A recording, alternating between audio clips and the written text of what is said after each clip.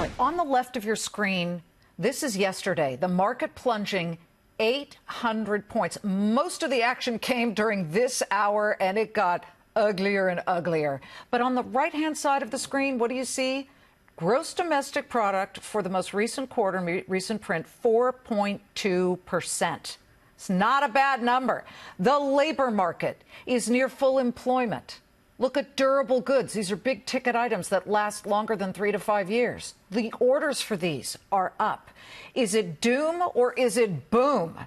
If you don't know what to believe, we do not blame you. But for clarity, let's bring in Wall Street's most closely followed economist, Allianz Chief Economic Advisor, Mohamed El-Erian. Mohamed, the markets look like they are decoupling from a solid economy. Why? Actually, they're recoupling, and let me explain, Liz. For a long time, the markets were dependent on artificial injections of liquidity by central banks around the world. We are now transitioning regime. That's good in the long term, but it's turbulent in the short term. We are going towards a fundamentally driven economy, and as you pointed out, the U.S. fundamentals are fine. Why is it so bumpy? First, it's never easy to switch engines, and we are switching engines. And secondly, we are doing this in the midst of concerns about the rest of the world. They're not doing as well as we are, and about trade policy. So it's not a surprise to me that this is so volatile, but ultimately it's fundamentals that matter, and our fundamentals are solid. Okay, but do you foresee more volatility and more herky-jerky movement, like the likes of what we've seen? And on our screen right now, Asia looked really ugly. Asia took its cue from what happened yesterday in the markets. The Nikkei lost about 4%. You had the Shenzhen in China down 6%. The Shanghai down 5%. The Kospi in South Korea was also looking very bad. I think that was a 7-year low that the Kospi endured. So tell me, at what point do we see this plateau? So first, it's interesting because we outperformed the rest of the world on the way up. For the first 9 months, we were up more than 20 percentage points than the emerging market index. And guess what? On the way down, we're not doing as badly as they are. That makes sense because our technicals are much stronger. Looking forward, yes, unfortunately, it will be volatile. The image I use, Liz, is you're on a plane that's switching engines from an artificial engine to a genuine engine. Is that a good thing? Yes, over the long term, but in the short term, you better have your seatbelt on, because that is a fundamental change in drivers, and it's going to be very volatile. I don't want to be on any plane that has an artificial engine. Oy vey. But who need?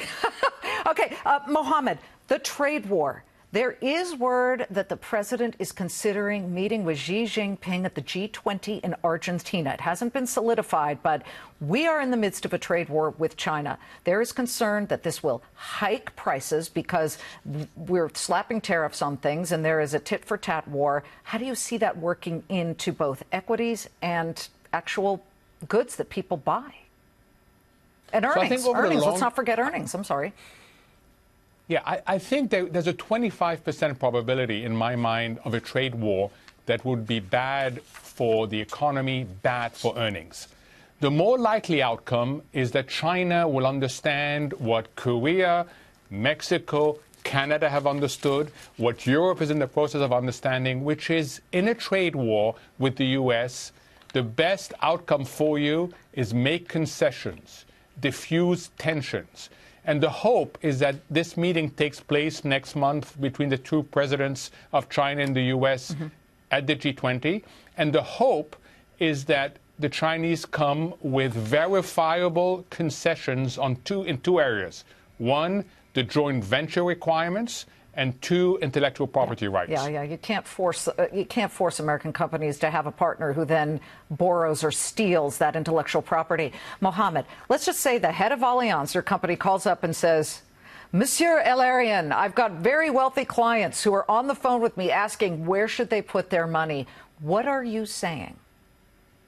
The first thing I say is they have to have clear understanding of their appetite for volatility, because we've entered a higher volatility regime, which another way of saying they should know what mistake they can't afford to make, because the worst investing mistake is when you sell at the bottom. Look at the range today. Imagine that you had sold when we were down almost 700 points.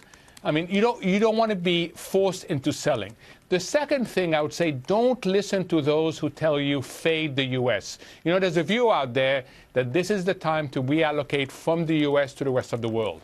No, that time may come, but it's not now.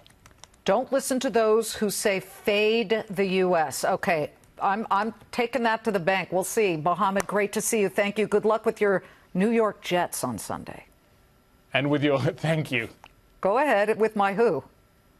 Your Browns. Yeah, go Browns. Thank you. You can never You're talk amazing enough about Browns, I should say. That's right. That's right. My winning Browns. Mohamed, good to see you. Thank you so much.